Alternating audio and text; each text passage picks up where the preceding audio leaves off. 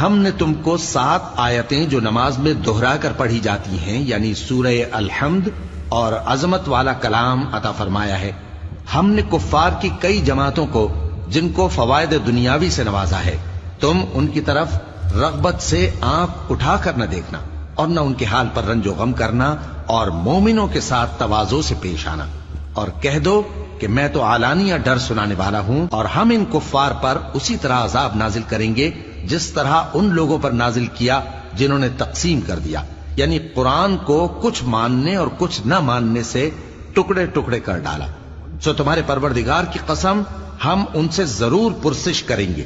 ان کاموں کی جو وہ کرتے رہے۔ پس جو حکم تم کو اللہ کی طرف سے ملا ہے وہ لوگوں کو بے دھڑک سنا دو، اور مشرکوں کا ذرا خیال نہ کرو۔ ہم تمہیں ان لوگوں کے شر سے بچانے کے لیے کافی ہیں جو تم سے ہنسی کرتے ہیں، جو اللہ کے ساتھ کوئی اور معبود قرار دیتے ہیں۔ سو ان قریب ان کو ان باتوں کا انجام معلوم ہو جائے گا، اور ہم جانتے ہیں کہ ان کی باتوں سے تمہارا دل تنگ ہوتا ہے، تو تم اپنے پروردگار کی تسبیح کہتے اور اس کی خوبیاں بیان کرتے رہو، اور سجدہ کرنے والوں میں سے ہو جاؤ، اور اپنے پروردگار کی عبادت کیے جاؤ یہاں تک کہ تمہاری موت کا وقت آ جائے۔ شروع اللہ کا نام لے کر